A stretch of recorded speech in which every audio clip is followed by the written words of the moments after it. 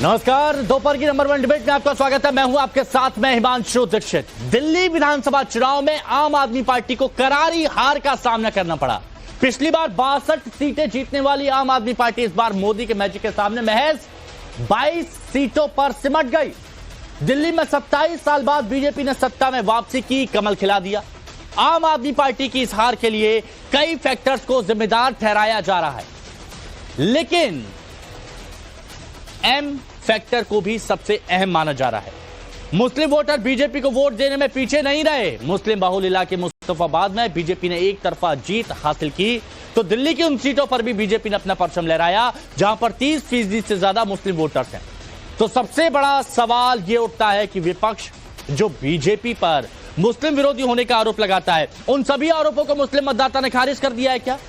AIMIM chief Asaduddin Owaisi, जो खुद को सबसे बड़ा मुस्लिम लीडर होने का दावा करते हैं, उनके उम्मीदवारों को भी मुस्लिम सीटों पर हार का सामना करना पड़ा, जिससे साफ है कि इस बार के दिल्ली चुनावों में मुसलमानों ने बीजेपी को वोट देकर जता दिया कि जो भी विकास की बात करेगा उनका वोट उन्हीं के साथ जाएगा।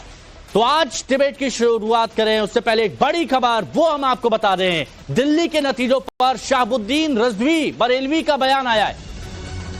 दिल्ली के मुसलमानों ने समझदारी से वोट दिया, ये कह रहे हैं शहाबुद्दीन रिजवी। दिल्ली में बीजेपी को मुसलमानों का वोट मिला है और नई सरकार में मुसलमानों की हिस्सेदारी हो। सुनिए।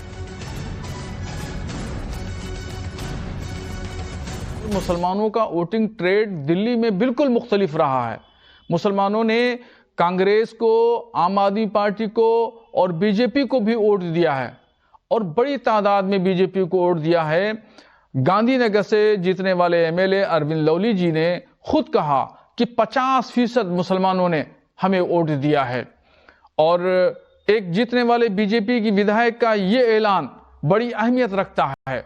हर जगह से मुसलमानों ने बड़ी तादाद में बीजेपी को विकास के नाम पे, डेवलपमेंट के नाम पे वोट दिया है कि ये दिल्ली की तरक्की के लिए बेहतर से बेहतर इंतजामात करेंगे।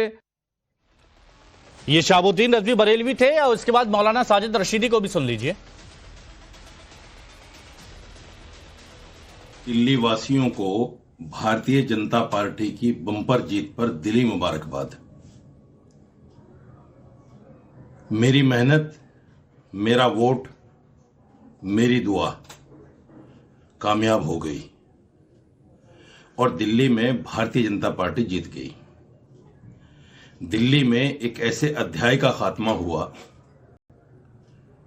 जिसने मुसलमानों को ठगने का काम किया है, और सिर्फ मुसलमानों को नहीं, मुसलमानों के जो इमाम हैं उनको भी ठगने का काम किया है। तो आपने मुस्लिम धर्मगुरुओं के बयान सुने, अब आपको मुस्लिम वोटर्स की बात सुनाते हैं जिनकी बीजेपी की जीत में अहम भूमिका रही। दिल्ली चुनाव के नतीजों पर हमारे सहयोगी पहुंचे मुस्लिम बाहुल इलाके और वहां का जायजा लिया। क्या लगता है आपको कि ये आखिर मुस्लिम मोहल्ले में, मुस्लिम बेल्ट में बीजेपी कैसे जीत गई? वोट बट गया भाई। 3 खड़े हुए थे, ताहिर हुसैन भी थे, आदिल अहमद भी थे और अली मेहंदी, तीनों को वोट डिवाइड हो गया। वो निकल गए थोड़े से वोटों से ही। अगर वोट एक जगह आया था तो कोई ताकत नहीं है हराने की। बटाई है, वो तो पता ही है सभी, और क्या, तो बट गया। क्या लगता है आपको कि एक मुश्त मुस्लिम नहीं आ पाए, बीजेपी सिंध मार गई इसके अंदर? हाँ, ऐसे हुआ है। एक क्या ताहिर हुसैन का खड़ा होना गलत था या फिर आम आदमी पार्टी की तरफ से कहीं ना कहीं वो चीज? तो सही है, खड़ा होना, उसे हकी ताहिर का था, मगर ये तो गलती करी है मुसलमानों ने, वोट ही नहीं दिए ताहिर को। वोट देते तो ताहिर जीतते। ताहिर का हक नहीं है वोट लेने का, ताहिर का हक का कहीं ना कहीं बट गया वोट। और बट ही गया वोट, वो तो 3 जगह बटा है। यहाँ पर दलाल ज्यादा है। अगर ये एक साथ होते तो शायद ये समीकरण देखने को। हाँ, कोई आपको बीजेपी जीत गई, ये भी बढ़िया है, कोई बात नहीं उसमें। क्या अच्छा, आपको क्या लगता है वोट जो है वो बट गया कहीं ना कहीं तीनों तरफ? अगर वोट एक साथ होता तो किस तरह? नहीं, बस ये जानना चाहेंगे कि अगर वोट नहीं। बहुत से लोग अपनी अपनी बात रख रहे थे और उनकी नब्ज टटोलने की कोशिश की हमारे सहयोगी अभिषेक राज ने। अब चलिए जो मेहमान हमारे साथ जुड़े उनसे हम आपको मिलवाते हैं। हमारे साथ आज इस चर्चा में यासिर जिलानी जी, बीजेपी के प्रवक्ता, हमारे साथ में जुड़े हुए हैं, और हमारे साथ में साजिद रशीदी जी हैं, मुस्लिम धर्मगुरु हैं। हमारे साथ में जुड़े हुए हैं दानिश कुरैशी जी, जो कि जो राजनीतिक विश्लेषक भी हैं और एआईएमआईएम के समर्थक भी हैं। और साथ ही हमारे साथ में रजवी साहब जुड़े हुए हैं। शहाबुद्दीन रजवी साहब, आपका भी बहुत बहुत स्वागत है। और भी मेहमान हमारे साथ में जुड़ेंगे, लेकिन सबसे पहले जरा ये बताइए जलानी साहब, ये वोट कट गया या फिर वोट बट गया? क्योंकि बीजेपी को मुस्लिमों का वोट मिला है, ये सब लोग कह रहे हैं, लेकिन जिनको मिलना चाहिए उनको नहीं मिला है। तो ये कहा जा रहा है कि मुस्लिम वोट बैंक है किसका, ये सवाल उठाए जा रहे हैं। आखिर कहां गए वोट? देखिए, न वोट कटा है न वोट बटा है। वोट प्रधानमंत्री नरेंद्र मोदी जी के नाम पे मुसलमानों ने विश्वास जताते हुए भारतीय जनता पार्टी को भरपूर वोट किया है। और जहां जहां वोट भारतीय जनता पार्टी को मुसलमानों ने किया है, वहां वहां हमारी बम्पर जीत हुई है।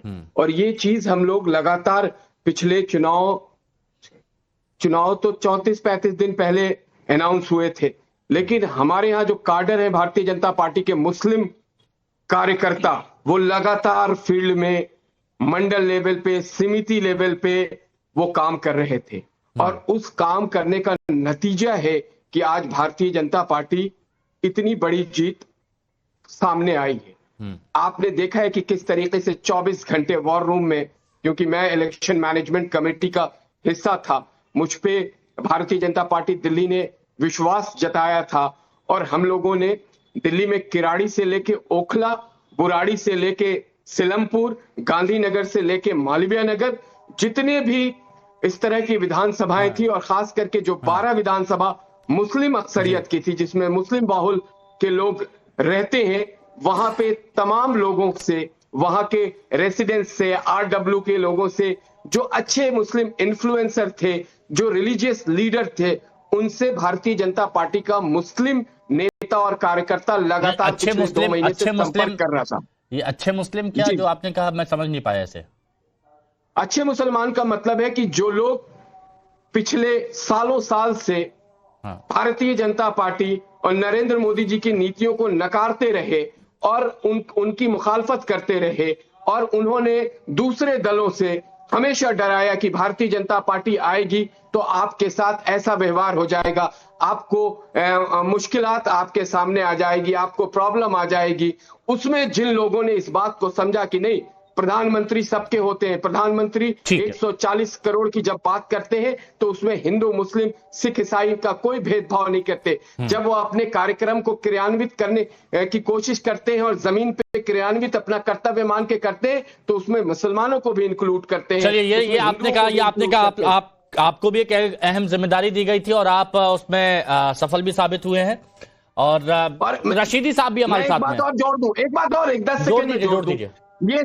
ये देखिए, जो भारतीय जनता पार्टी को वोट आपको दिखाई दे रहा है, इसके लिए हमारे जो बड़े लीडरान हैं मुसलमानों के, खास करके मैं पूर्व में मुख्तार अब्बास नकवी साहब का यहां जिक्र करूंगा, जिन्होंने बहुत काम किया है। शाहनवाज हुसैन साहब का मैं नाम लूंगा, जिन्होंने मुसलमानों के बीच में बहुत काम किया है। और उसके बाद जो नई पीढ़ी में हम लोगों को जो जिम्मेदारी मिली, उसको लेके जो इलाकों में गए और इलाकों के अंदर हम लोगों ने एक अपनी पहचान बनाई। हमने कभी नहीं कहा कि आपको भारतीय जनता पार्टी किसी तरह का कोई भेदभाव के तरीके से देखती। उसको लोगों ने मुस्तफाबाद के लोगों ने साजिद रशीदी साहब किया, माना, और आज हम इस स्थिति में पहुंचे। साजिद रशीदी साहब, मुझे एक बात बताइएगा, आप और हम न जाने कितनी ही डिबेट में साथ में रहे हैं, चर्चा की है, और मैं देखता हूं कि आप किस तरह से अपनी बात रखते हैं और खुलकर अपनी बात रखते हैं। कई बार आपने सार्वजनिक मंच पर बीजेपी का विरोध भी किया है, बहुत कुछ पानी पी पी कर आपने कोसा भी है,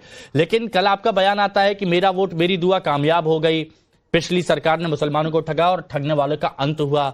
ये कुछ समझ में नहीं आया, प्लीज थोड़ा सा इसको आप बताइए कि आप क्या सोचते हैं।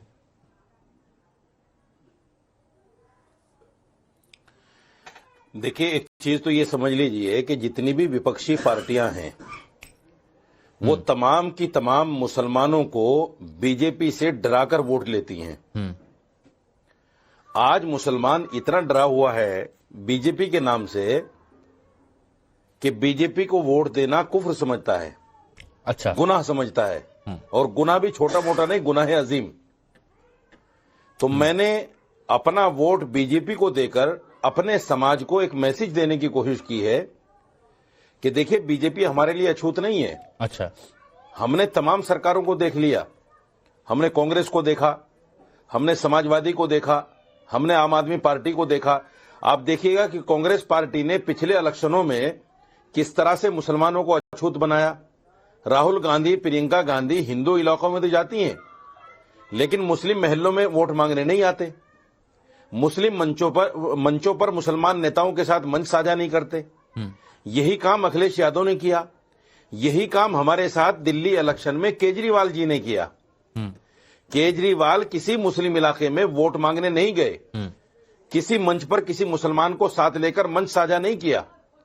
और इससे बड़ी बात मैं आपको बताऊं, पिछले 10 साल में जब इनकी हुकूमत रही, दिल्ली के इमाम जितने त्रस्त और जितने परेशान रहे, शायद किसी की गवर्नमेंट में रहे हों। अच्छा, मुझे एक बात बीजेपी की मदनलाल रशीदी साहब एक बात बताइए, आपने जैसे शुरुआत में कोट किया कि कांग्रेस हो, चाहे आम आदमी पार्टी हो, चाहे समाजवादी पार्टी हो, इन लोगों ने, ये जो राजनीतिक दल है कांग्रेस, आम आदमी पार्टी और समाजवादी पार्टी, क्या इन लोगों ने माहौल बनाया कि बीजेपी आपको बुरा करना चाहती है, बीजेपी को वोट दिया तो आप बर्बाद हो जाएंगे? नहीं, सिर्फ बुरा नहीं, इन्होंने एक परसेप्शन बना दिया मुसलमान के खिलाफ कि मुसलमान अगर वोट करता है तो वो बीजेपी को हराने के लिए वोट करता है। ये एक परसेप्शन बना दिया है। अच्छा। और इन्होंने कह दिया मुसलमानों से, ये कहा कि अगर तुम बीजेपी को वोट दोगे तो तुम्हारा वोट राइट छिन जाएगा, तुम्हें नमाज पढ़ने नहीं दी जाएगी, दाढ़ी टोपी पर पाबंदी लग जाएगी, तुम्हारी मस्जिदें सारी की सारी तोड़ दी जाएंगी। तो ये सारी चीजें, रशीदी साहब एक बात और बता दीजिए प्लीज जल्दी से, क्या असदुद्दीन ओवैसी भी इसमें शामिल है? जी जी, देखिए असदुद्दीन अवैसी का जहां तक मसला है, असदुद्दीन अवैसी को मैं क्या कहूं, असदुद्दीन अवैसी अच्छे काबिल इंसान हैं, अच्छे वक्ता हैं, इसमें कोई दो राय नहीं है। लेकिन उनकी जो पार्टी का नाम है मजलिस इत्तिहाद बैनुल मुस्लिमीन, ये मुसलमानों के गले से नीचे नहीं उतर रहा है। क्योंकि आपने आजादी के बाद में मुस्लिम लीग को देखा होगा, मुस्लिम लीग को लोगों ने, मुसलमानों ने कबूल नहीं किया। इसी वजह से कबूल नहीं किया कि उसमें मुस्लिम लगा हुआ था। हमारे जो बड़े अकाबिरीन थे, मौलाना अबुल कलाम आजाद वगैरह, उन तमाम ने उस मुस्लिम लीग को कंडम किया। अच्छा, आज भी मुसलमान ऐसी किसी भी पार्टी को एक्सेप्ट नहीं करता जिसके साथ मुस्लिम लफ्ज लगा हो, क्योंकि ये जमहूरी मुल्क है, ये लोकतंत्र से चलता है। यहां हिंदू मुसलमान जिस पार्टी के साथ जुड़ेंगे वही कामयाब होगी। अब खालिस मुसलमानों के नाम पर कोई पार्टी बने, वो कामयाब हो ही नहीं सकती। वो दानिश कुरैशी पार्टी हो सकती है। अब आपकी बारी। देखिए, आपने सुना होगा, आपने रशीदी साहब को सुना, रजवी साहब की भी लगभग यही लाइन है, लेकिन उनसे भी मैं बात करूंगा, लेकिन आपकी बात उठी इसलिए। सौरभ जी बस 2 मिनट, सौरभ जी भी हमारे साथ में जुड़ चुके हैं, दुबे जी राजनीतिक विश्लेषक है। दानिश जी अपनी बात रखिए। देखिए, सबसे पहले तो मैं मुबारकबाद देता हूं कि जो साजिद रशीदी साहब ने बातें कही हैं, तो हम तो दुआ करते हैं कि आपको फिरोज बख्श की तरह कहीं वीसी बना दिया जाए या जफर सरेस वाला की तरह के कोई जगह मिल जाए। लेकिन सवाल आके ये खड़ा है कि उनका जो आर्गुमेंट है वो बेसलेस इसलिए है कि हम देखते हैं साजिद रशीदी साहब हों कि रिजवी साहब हों, हालांकि ये उलमा के डेफिनेशन में आते हैं और इल्म के मामले को लेकर कुरान जिनके पास इल्म है उनकी बात करता है। हमारी कद्दो कामत चाहे भले ही कम हो, लेकिन सवाल आके यहाँ ये खड़ा है कि आप इनसे ये पूछ लीजिए कि संभल पे इनका क्या स्टैंड था, तो साजिद रशीदी साहब का जवाब आपको पता चलेगा और रिजवी साहब का भी जवाब आपको पता चलेगा। हालांकि ये काफी अच्छे दोस्त हैं और बरसों से हम लोग पैनल पर बैठते आए हैं। अच्छा, आप इतने लंबे वक्त से पैनल पर बैठते हैं दानिश कुरैशी जी, लेकिन आज आपने सवाल उठा दिया रशीदी जी पे कि इनको भी कोई पद मिल जाए, ये भी है पद के चक्कर में लगे हुए हैं। अरे हमारी दुआ है, हमारी दुआ है। हमने ऐसा नहीं कहा कि पद के चक्कर में, ये ताना है। हम तो दुआ दे रहे हैं भाई, दुआ तो किसी, अरे यार दुआ दे, अच्छा दुआ देना ताना है? क्या बात कर, दुआ देना ताना है? अच्छा, अब सुनिए, देखिए मैं आपको इससे आगे बढ़ के बात बताऊं कि कल का दिल्ली का चुनाव का फैसला जो आया, तो नरेंद्र मोदी जी आए और नहीं, आप खत्म कर लो उसके बाद। अब दूसरे नंबर पे बात आके इन्होंने पूछी कि भाई बैरिस्टर असदुद्दीन ओवैसी साहब ऑल इंडिया मजलिस से इत्तेहादुल मुस्लिमीन, तो साजिद रशीदी साहब के पास तो कुरान का भी इल्म है और उनको ये पता होना चाहिए कि मुस्लिमीन का डेफिनेशन क्या आता है, तो वो सारी चीजें क्लियर हो जाएंगी। दूसरे नंबर की बात कि इस देश के अंदर में शिवसेना भी है, इस देश के अंदर में अकाली दल भी है, इस देश के अंदर में हिंदू महासभा भी है, इस तरह की बहुत सारी पार्टियां भर भर के पड़ी हैं। तो क्या साजिद रशीदी साहब भारतीय जनता पार्टी से ये कहेंगे कि शिवसेना के साथ में अलायंस खत्म कर दे, क्योंकि वो तो शिवसेना की, शिव की बात करती है, या अकाली दल की बात आती है तो अकाल तख्त की बात करती है, तो आप कह पाएंगे? नहीं कह पाएंगे। मुसलमानों के मसले में आके जो खड़ा है, देखिए बैरिस्टर सदरुद्दीन ओवैसी साहब की मैं आपको एक बात कहूं, बैरिस्टर सदरुद्दीन ओवैसी साहब अपने तेलंगाना में, हैदराबाद के अंदर में, वो चाहे विपक्ष में बैठे हों, लेकिन हम अगर तरक्की के मामले में बात की जाए, चाहे एजुकेशन की बात हो, चाहे हॉस्पिटल्स की बात हो, चाहे और दिगर तरक्की की बात हो, आप जाके देखिए वो वहां पे चीफ मिनिस्टर में नहीं है, लेकिन उन्होंने अपनी कैपेसिटी राजनीतिक परिस्थिति पे ही तो बनाई। नहीं ठीक है, लेकिन मेरा ये कहना है कि अगर कोई और मौलाना या फिर कोई और जो एक बड़े ओहदे पर बैठा है, अगर वो मुसलमानों की बात करता है या फिर कहता है कि ठीक है आप बीजेपी भी ऐसी बुरी नहीं है, या फिर बीजेपी से जो नफरत का एक कोशिश की बात की जाती है ये गलत है, तो आप कहते हैं कि यहां पर पद की लालच है। सिर्फ अज़दुद्दीन ओवैसी को ही राइट है क्या? सिर्फ एआईएमआईएम को ही राइट है कि वो मुसलमानों की बात करे? रशीदी साहब 30 सेकंड का जवाब, फिर आगे बढ़ता हूं, 2 मेहमान और हैं, प्लीज रुकिए। हाँ रशीदी साहब। जी देखिए, मैं जवाब देना चाह रहा हूं इनका। एक तो मैं आपके चैनल पे इस बात को वाजे कर देना चाहता हूं, मैंने वोट देने से पहले ना किसी बीजेपी नेता से मुलाकात की, ना आज तक मेरे पास किसी बीजेपी नेता का फोन आया, और ये वोट मैंने इसलिए नहीं दिया कि मुझे दिल्ली के अंदर कोई पद मिल जाए, ना मैं पद के लालच में हूं, ना मैं पैसे के लालच में हूं। मैंने ये वोट इसलिए दिया है कि मेरे समाज में जो परसेप्शन बना हुआ है कि बीजेपी को वोट देना हराम है, उस परसेप्शन को तोड़ना चाहता हूं, उस डर को खत्म करना चाहता हूं जो विपक्षी पार्टियों ने बीजेपी के नाम से मुसलमानों के दिलों में बिठा रखा है। हम क्यों नहीं दे सकते बीजेपी को वोट? हम क्या कांग्रेस के बदमा मजदूर हैं? हाँ, या एमआईएम के? अब रजवी साहब आप और बता दीजिए। आम आदमी पार्टी के बदमा मजदूर हैं? जवाब दो। चलिए तुरंत हाँ, तुरंत शॉर्ट में। हाँ देखिए सबसे पहली बात कि अगर साजिद साहब की बात मान ली जाए कि भाई इन्होंने किसी नेता से बात नहीं की, भारतीय जनता पार्टी से ना ही कोई कोशिश की, तो मैं ये कह रहा हूं कि ये वही बात कर रहे हैं आजादी के बाद से लेके अब तक। अरे राजनीति के अंदर में गिव एंड टेक की बात होनी चाहिए ना, कि मेरे इलाके में आप तरक्की देंगे या नहीं देंगे। मुसलमानों के इलाके में ना सड़क है, ना पानी है, ना रोटी है, ना बिजली है, ना स्कूल है। अच्छा ठीक है ये आ गया। अब जरा शहाबुद्दीन रजवी साहब, शहाबुद्दीन रजवी बरेलवी साहब, तुरंत आ रहा हूं, प्लीज 2 मेहमान और हैं। रजवी साहब, आपने कहा दिल्ली में मुसलमानों ने समझदारी दिखाई, बीजेपी को वोट देकर समझदारी दिखाई।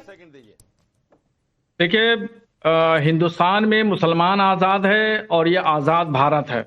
आजाद भारत में आजाद मुसलमान को कुल इख्तियार है, जिस पार्टी में चाहे वो वोट दे। रह गई दिल्ली के इलेक्शन की बात, दिल्ली में 22 विधानसभाएं ऐसी हैं जहां मुसलमान असरअंदाज है, और 12 विधानसभाएं ऐसी हैं जहां पर मुसलमानों की अक्सरियती तादाद है। तो वहां पर अभी जब शाहीन बाग में धरना लगा सीए एनआरसी के मामले को लेकर के, अरविंद केजरीवाल ने वहां मुसलमानों के साथ में कोई भी हमदर्दी का इजहार नहीं किया।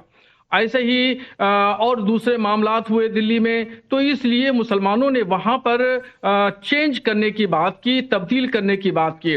जैसा कि आप देखते होंगे कि भारत के दूसरी रियासतों में जो एक ट्रेड है मुसलमानों का कि बीजेपी को हराने के लिए हम किसी को भी वोट दे देंगे, तो बीजेपी को हराने का ट्रेड जो था दिल्ली में मुसलमानों ने खत्म कर दिया। और ये कि ये ट्रेड खत्म ये किया कि हम सबको वोट देंगे, तमाम पॉलिटिकल पार्टियां बराबर हैं, कोई कम है कोई ज्यादा है या नहीं, जो कोई किसी को डराता है या किसी को धमकाता है, ये सब कुछ नहीं चलेगा। हम मुसलमानों ने कांग्रेस को भी वोट दिया, आम आदमी पार्टी को दिया और बीजेपी को भी वोट दिया। सौरभ दुबे जी, ये ध्वस्त हो गया मामला। जो डर दिखाया जाता था राजनीतिक दलों की तरफ से, साजिद रशीदी जी और रिजवी साहब की बात सुन के लग रहा है कि ये अब नहीं चलने वाला। अब ये डर दिखाने का काम बिल्कुल नहीं चलेगा। और विकास के नाम पे, तरक्की के नाम पे, डेवलपमेंट के नाम पे वोट मुसलमान देगा। ठीक है, हाँ बताइए सौरभ दुबे जी। ठीक है रजवी साहब, हाँ सौरभ दुबे। देखिए जंतर मंतर से शुरू हुई झाड़ू जवाब को दिल्ली की जनता ने छू मंतर कर दिया है।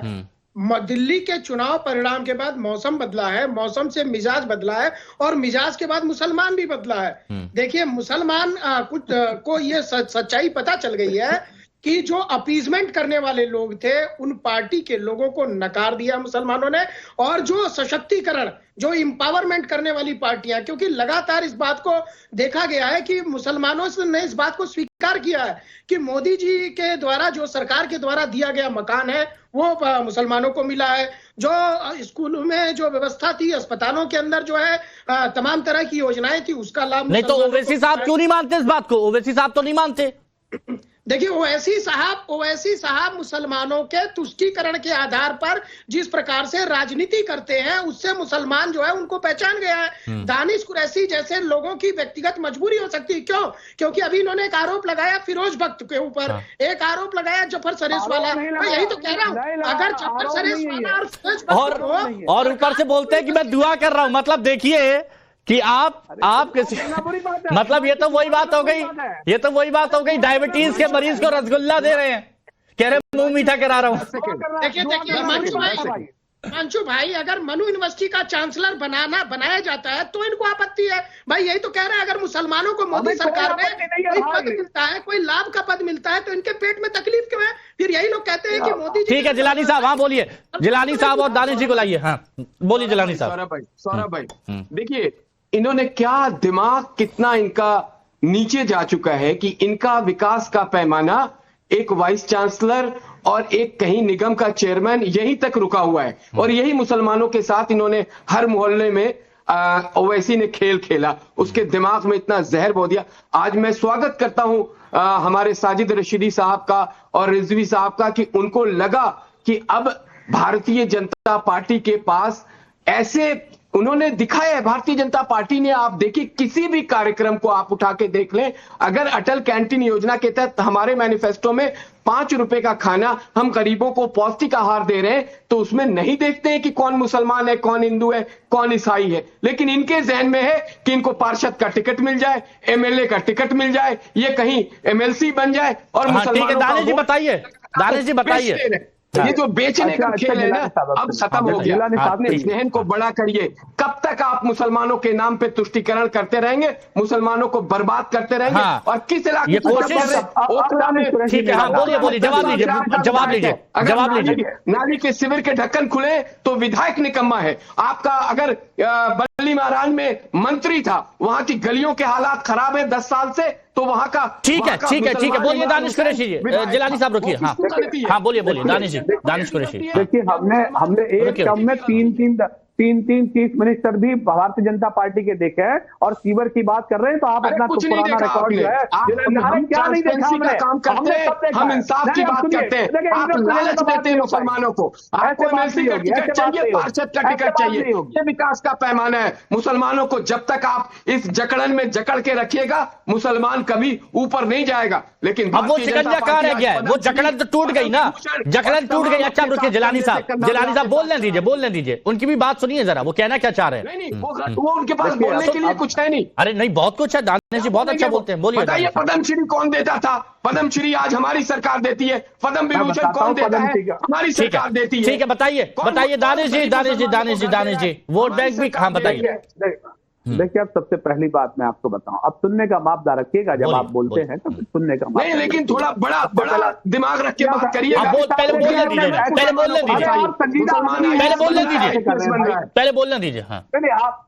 हाँ देखिए, अब मैं तो ये कह रहा हूँ कि आप पैरामीटर मुझे मत बताइए, हमको तो पता ही है। आप पैरामीटर में ही जकड़ के रखना चाहते हैं, इसलिए बताना पड़ेगा। हमने गलियों में बताया, मुसलमानों ने हमको रिजेक्ट कर दिया। वही तो बता रहा हूं आपको, हैदराबाद से आकर ओवैसी जो झगड़ा करना चाहता था, करने वाले साहब सिंह वर्मा, कश्मीर के नाम पे राजनीति करने वाले साहब सिंह वर्मा, क्या हुआ जाकर 370 में किसी को बताया? तमाचा मारा है दिल्ली के मुसलमानों ने। यासर जिलानी सुनिए मेरी बात, मैं आपसे कोई सुनने की जरूरत नहीं, आप मुझे नहीं सुनाएंगे। अभी इतना बड़ा कद नहीं है कि आप यासर जिलानी को सुनाएंगे। अरे सुनिए, आपका इतना बड़ा कद नहीं है। अरे आपकी क्या हैसियत? तुम्हारी कोई हैसियत नहीं है कि तुम मुझे सुनाओगे। तुम्हारी कोई औकात नहीं है, तुम्हारी कोई औकात नहीं। अपने बूथ का भी नंबर अगर ढूंढ लेंगे, एक वोट नहीं देते हो किसी को। पता नहीं है जाहिर, इस जाहिर को कहां से ले आते हैं? समझ गए? नहीं मत पर्सनल मत जाइए, जाहिर को क्यों जोड़ दिया? मत जोड़िए। देखिए मैं इसीलिए कह रहा हूं कि जब कोई एक बोल रहा है तो बोलने दीजिए, दोनों को डाउन कीजिए। रशीदी साहब, साजिद रशीदी साहब बोल रहे हैं कुछ जी। जी हिमांशु भाई, देखिए मैं फिर एक बात कहना चाहता हूं। अभी दानिश भाई ने बहुत सारे एतराजात और बहुत सारे इल्जाम लगाए मेरे ऊपर। मैं ये कहना चाहता हूं दानिश भाई से, अगर मैं बीजेपी की सदस्यता भी ग्रहण कर लूं तो क्या मेरे ऊपर इस बात की पाबंदी है कि अगर कोई कानून मेरे मजहब के, मेरे समाज के खिलाफ आए तो क्या मैं बोल नहीं सकता उसके लिए? मैं अपनी पार्टी में बात नहीं रख सकता उसके लिए? ऐसी कोई पाबंदी है क्या बीजेपी में? नहीं, आप बिल्कुल नहीं बोल सकते? चाहे मुसलमानों को मार दिया जाए, काट दिया जाए, भगा दिया जाए, आप नहीं बोलोगे? ऐसी तो कोई पाबंदी है नहीं। ये भी जमहूरी पार्टी है, ये भी संविधान से चलने वाली पार्टी है। अगर मेरे समाज के खिलाफ कोई बात होगी, अगर मेरे मजहब के खिलाफ कोई बात होगी तो मैं बोलूंगा। मेरी जुबान पर पाबंदी थोड़ी, ताला थोड़े लग गया है। अगर मैं सदस्यता भी ग्रहण कर लूं तब भी बोलूंगा। अभी तक मैंने सदस्यता ग्रहण नहीं की है। अच्छा सही बताइएगा, विचार कुछ है क्या ऐसा? आपने 2 बार बोला ये, विचार कुछ ऐसा है क्या? इल्जाम लगने शुरू हो गए। अरे वही तो मैं कह रहा हूँ हिमांशु, आप समझते नहीं है। नहीं, मैं ये कह रहा हूँ, मैं ये कह रहा हूँ। अच्छा ठीक है, लेकिन मेरे को दानिश जी एक बात बताइए, साजिद रशीदी जी की बात, साजिद रशीदी जी की बात गलत कहाँ है? साजिद रशीदी जी की बात गलत कहाँ है? अगर वो अपनी कौम के लिए बात उठाते हैं, अगर वो बताते हैं कि क्या सही है क्या गलत है, तो आप लोग कह देते हैं कि अपना फायदा ढूंढ रहे हैं, आप लोग कह देते हैं कि राजनीति कर रहे हैं। ये सिर्फ आप ही लोगों को ठेका है ना। धार्मिक गुरु है। देखिए मैं आपको एक बात कहूं, धार्मिक गुरु है, वो किसी तरह की बात मुसलमानों मुझे अच्छे से याद है जब इमामों के वेतन को लेकर उन्होंने मुद्दा उठाया था, वो गए थे तो उन्होंने सिर्फ अपनी बात तो नहीं की थी ना वहां। अच्छा सुनिए, मैं वही तो कह रहा हूँ ना हिमांशु, यही तो मैं कह रहा हूँ। देखिए सबसे पहले तो पैनल में बैठे तमाम लोग, खुद हिमांशु साहब, आप, मौलाना साजिद रशीदी साहब और साबुद्दीन रिजवी साहब, ये सुन लीजिए, मैं आपके ऊपर व्यक्तिगत कोई आरोप नहीं लगा रहा हूं। मैंने तो दुआ दी है, और अगर दुआ देना बुरी बात है तो मैं अपनी दुआ वापस ले लेता हूं। साजिद साहब आप निश्चिंत रहिए उससे। लेकिन सवाल ये है कि आपने मैं भी आपके लिए दुआ करता हूं कि जल्दी से जल्दी बैरिस्टर असदुद्दीन अवैसी साहब आपको कहीं ना कहीं एमएलए का टिकट देंगे, एमपी का टिकट देंगे। अच्छा नहीं, अच्छा एक मिनट, टिकट देंगे लेकिन जमानत तो तब तो नहीं होगी। ये दुआ कबूल नहीं होगी, क्योंकि दानिश कुरैशी, सुनिए दानिश कुरैशी,